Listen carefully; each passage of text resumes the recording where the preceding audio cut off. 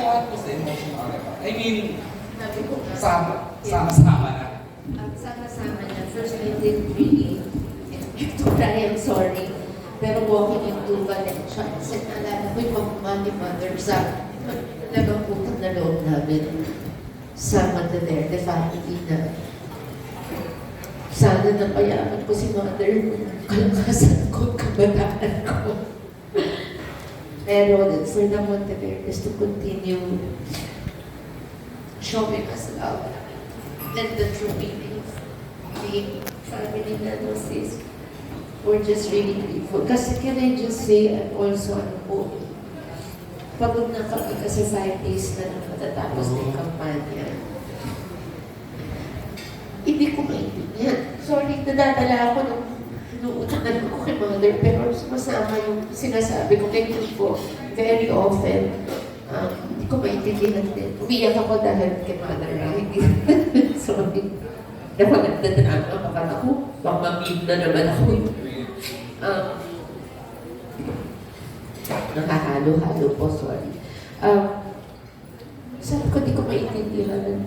Kung selfish tayong tao, okay na buhay namin maayos na eh. Patahimik na ako. Tapos si Kiko, okay naman, may mga nalikundar kami negosyo, ganyan. Okay, mga anak namin, ang ayos-ayos namin na palaki. Si Candy's graduating na this month. So right after elections, I'm going to attend your graduation. Lian has finished her first year, so 3 years na lang siya. Pero talaga ang calling ni Kiko, bata pa lang siya, is really to serve. Di ba kahit sa Lenny naman, nagsasabi ka sa akin, sir, allowing me to take on the role of a vice presidential candidate because she knew it wasn't going to be easy. I grew up with a mayor for a father, and until just shortly before he died, when I was born, may young na siya. Shortly before he died was the only time na hindi na mayor ang tatay ko. So parang, I never liked politics kasi na in the Philippines, pagkaganda-ganda mo ng intention mo, pagkaayos-ayos mo ng puso mo, natatalo ka ng fake news, tsaka budget na bilyon-bilyon ng ibang kandidato na wala namang kami. Lahat ng meron kami pinaghirapan namin dalawa. Siya, even before I met him. Yung memes lang yun, di ba? Pinagtatawa na namin. Pero siya na miski parang pinaniniwala doon. Sabi ko, dapat nagkaroon tayo ng ano na, bakit po ba ayaw ng boto si Kiko? Ano po yung mga doubts ninyo? Kasi lahat ng kasinungalingan nilalabas against him, may resibo kaming katapat. Meron kaming mga makapagpapasa walang walang katotohanan dun sa mga pilipitan nila, paninira nila. Siguro bilang asawa niya at nanay ng mga anak niya, ang pride kasi namin galing dun sa matinong pagkatao natin. Wala namang perfecto, di ba lalo tayo sa showbiz, Diyos ko po. Pero maayos ang pinagagalingan namin, maayos kami panalaki ng mga magulang namin. Napaka-blessed ko na nakahanap ako, pinagdasal ko, bigyan ako ng asawa. Hindi totoo, alam ng Panginoon to. Bigyan ako ng asawa, hindi ako sasaktan. Magiging mabuting ama. You know, Kiko doesn't have a lot. But everything he has, he gives to us. This is also his heart for the country. Kasi, di naman kami lumaman sa politika. He served for over 2 decades. Wala kami, in a sense, so nagtatrabaho pa rin kami. I'm 59, I still work. Because my husband still works, because we think of our children. Everything we have has come from honest hard work.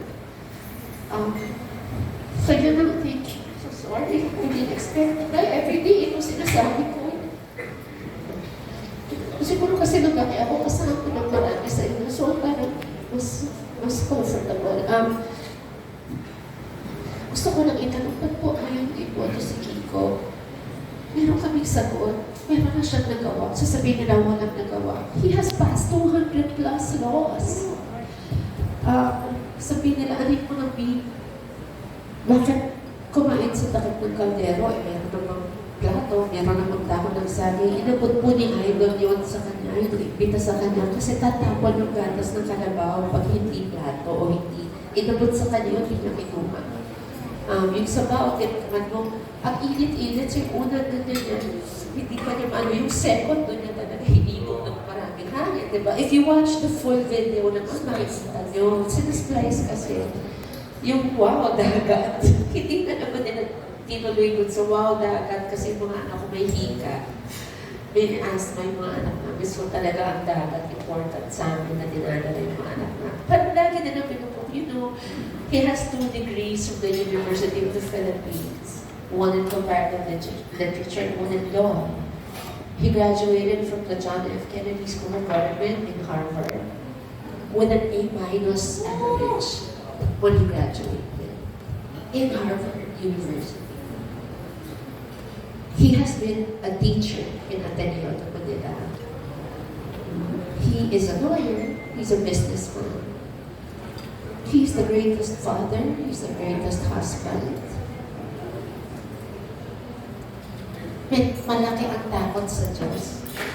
Kasi yung konsyensya namin kaya, lalo yung nag-a-apply ka magtrabaho for the people, nag-a-apply ka magtrabaho to serve the people, para ikaw yung ginagawang joke o parang binabaliktad ka, nagsisinungaling about, parang masama ba yung intention mo? Hindi ko alam ang intention ng ibang kandidato, pero yung kandidato ko, napaka-sincere, napaka-honest. Like I said, okay na kami, masarap ang buhay namin. Pero ang turo sa amin pareho ng dalawang sets ng magulang namin. When you are a little more fortunate, you always share, you always, you know, tsaka yung lumaki kami sa paniniwala, ako politiko dati ko, siya politiko siya. Parang, stop complaining about what you find wrong in your country. Do something. And he's trying to do something. He's done many things over more than 2 decades. So, kung doubts ang meron sila, sana po, I hope they do their research. I hope madali na malaman ang katotohanan sa mga datos ng opisyal, yung mga tunay, hindi yung mga lang o paninira ng ibang vloggers o ibang tao na madaling paniwalaan kung wala kang backup na mga patunay. I hope people see he's worked so hard to give to the country he loves so much.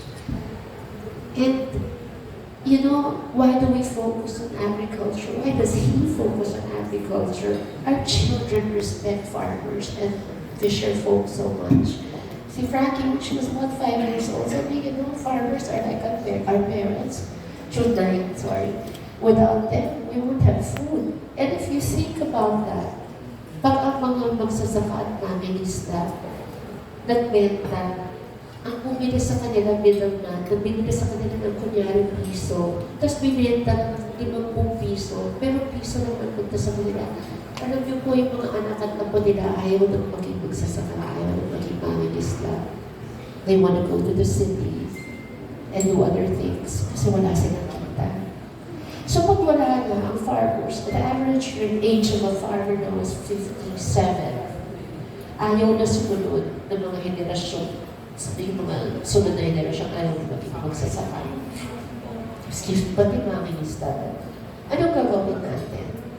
Pag wala na magsasaka at mangingisda, i-importin natin lahat. Mula bigas hanggang poultry, livestock, anong gagawin natin?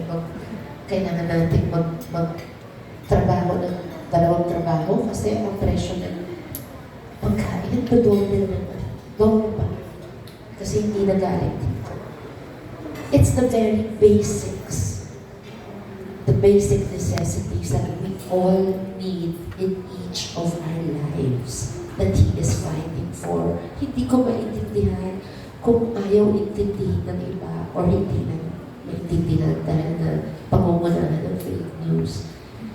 These are important issues in all our lives and their present problems. Kaya mahanap ni Vivian, mahanap pagkain. When he did this in 2016, bumaba ang presyo ng bigas agad-agad.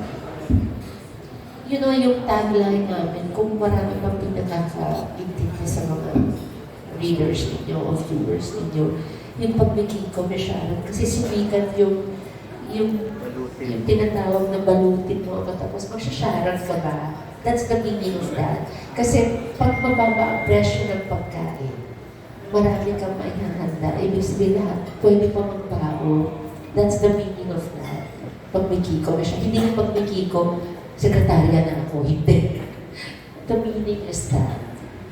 And this is very important.